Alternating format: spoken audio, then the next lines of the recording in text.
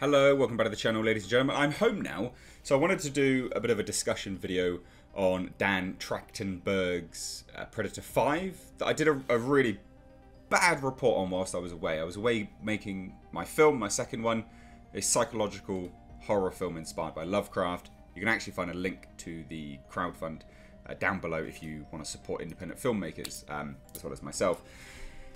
So I did a report on it because, well, it's Predator 5. It's interesting, isn't it? And a lot of people...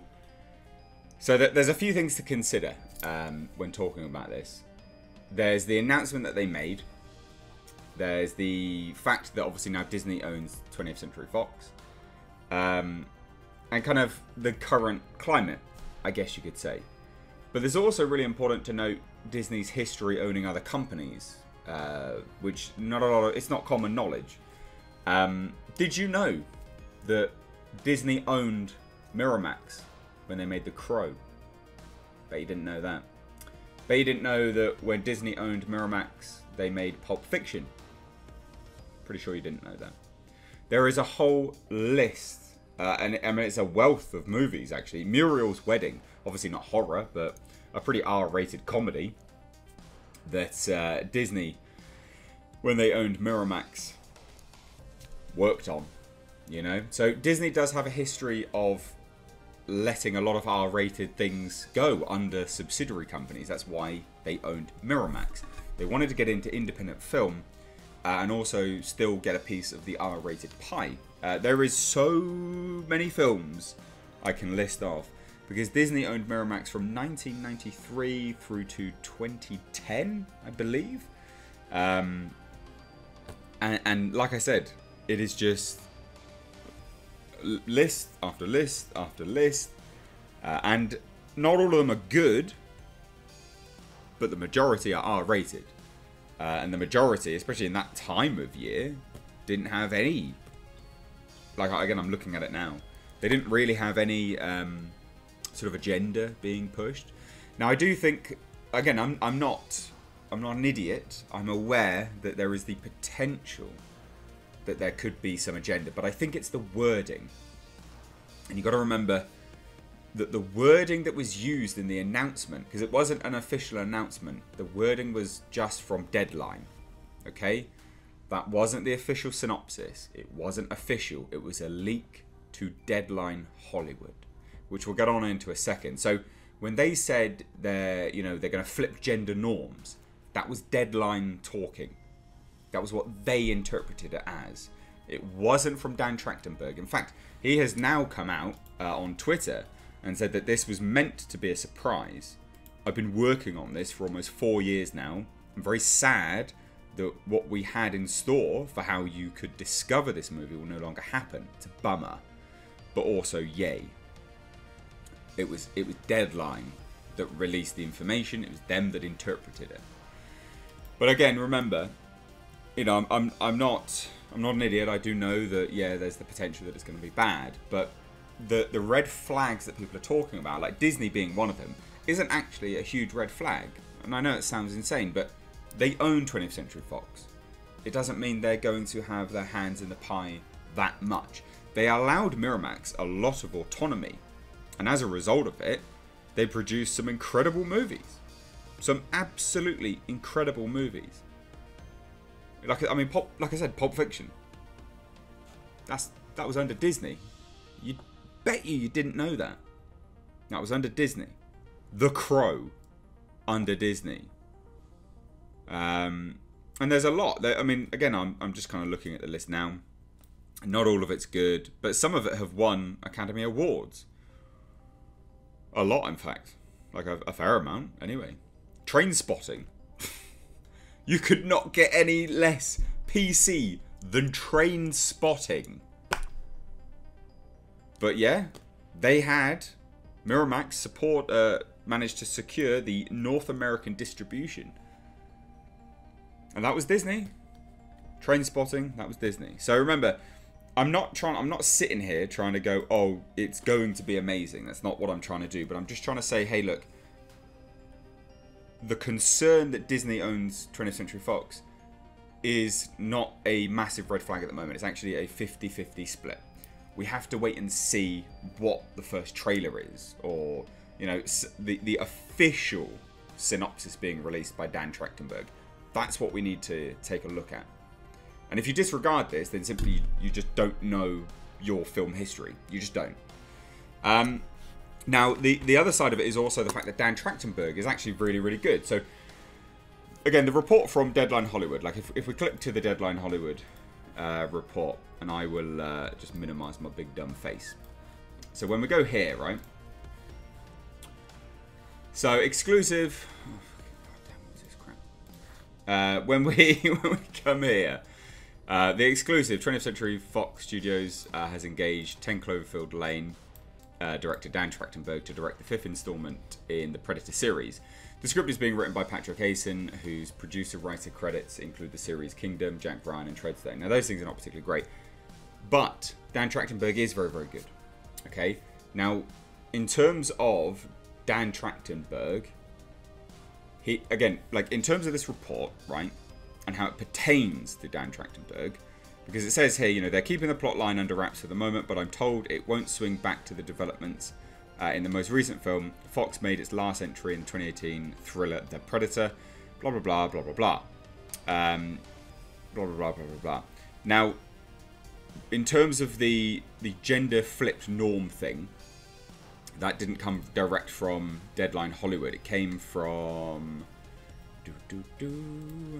it came from a report by...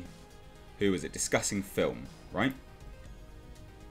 So Discussing Film found this, which was their report on Skulls, which was a Dan Trachtenberg project, which sounds a lot like what AVP Galaxy had learnt about Predator 5. So they put 2 and 2 together. Now, again, this is all their words. So sorry, my initial point was a bit misconstrued there. I do apologise. Basically, I was wrong in saying it was from Deadline. It was actually from Discussing Film. So we've learned that Dan Trachtenberg is set to direct Skulls for Fox Disney. Blah, blah, blah, blah, blah, blah. Following his departure from Uncharted, Trachtenberg will now develop Skulls for 20th Century Fox, which was newly acquired by Disney. Skulls will follow a Comanche woman who goes against gender norms and traditions to become a warrior. That whole go against gender norms thing is just from Discussing Film. It's got nothing to do with an official release. And then obviously I said that in my report here, and then people went a bit mental because, again, you hear that and you go, oh, it's a red flag. But it wasn't an official thing. That's just the interpretation of it. And the other side of it is that a lot of, again, this one in particular doesn't have much information at all. Doesn't have much information at all. A lot of people are saying that Arnold Schwarzenegger is going to come back for it. He's not. If this is about the Comanche warrior, it's not going to have Arnold Schwarzenegger come back in it. So a lot of people's issue is also the fact that there is a woman going up against the Predator. Now, if you have an issue with that and you think that that is a main point of concern, you have your knowledge of the Predator franchise is very tunnel visioned. You only know the movies. Like, you only know the movies because in all the years since Predator's come out, Predator has gone up against, or various Predators have gone up against women. There have been female Predators in the comics. The comics have a wealth of storylines with women included. And some of them are actually fantastic. Some of them are incredible. There is no... That in itself is not actually a red flag. And if they are going to be using some of the Dark Horse comics as a leapfrog to bound from and sort of work from, that's not bad. That could be really, really positive. So basically, I thought I'd make this video to discuss it a little bit more in depth because I am home. I thought I'd just... Again, Disney, not a red flag, because when they've owned Miramax, they released some incredible movies. And that was only because Disney owned them. They owned Miramax. So they pushed some money into it. That was how they could actually work properly with independent films. That was all Disney. Genuinely. And I don't like Disney. I'm going to be doing a report in a minute on how much I dislike Disney because they're refusing to pay, funnily enough, an alien novelist. And I think they're shit for that. They're horrendous. But you do have to, when there's good, you have to give them some of the props. And when they're bad, you have to give them the negatives. Because otherwise, it's just purely biased, right? This is objective reviewing. Disney owning Fox is not immediately a red flag. Remember, they are still releasing Antlers, which is a Fox Searchlight horror film. It's a small indie horror film that was pushed back till February. As far as we know, they're still releasing that. So just bear with it. Dan Trachtenberg, not a red flag. In fact, that's a really, really good thing because he worked with, I can't remember her name, but the woman in 10 Cloverfield Lane. Fantastic. Like, that was a great movie. Great in terms of directing and getting a woman to, you know, win and go all out and push against it. You know, nothing in that movie made me go, oh, it's a strong female. Blah. Nothing, because it was so expertly handled.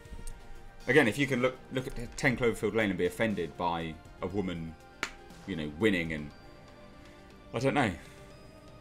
Like, I get the concern, but when you start to look into it from your initial knee-jerk reaction, it's a case of let's wait until we see the first trailer. Nothing that I'm saying here is me going, it's going to be amazing. That is not what I'm saying.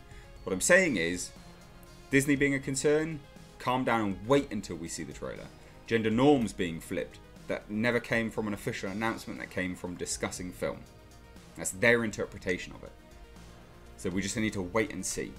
So anyone that's done the videos going, oh, it's getting woke, blah, blah, blah, blah, blah, just please, not yet. Not yet.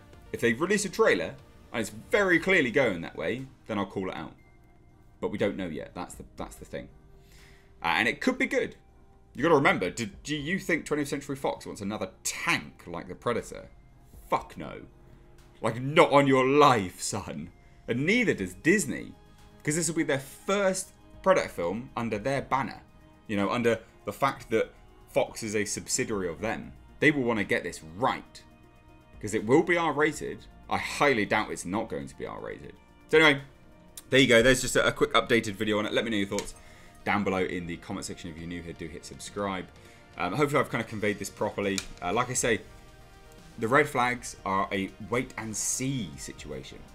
I get the knee-jerk reaction, but when you look into it, some of it can be sort of, you know, massaged away. Anyway, thanks so much for watching. Take care.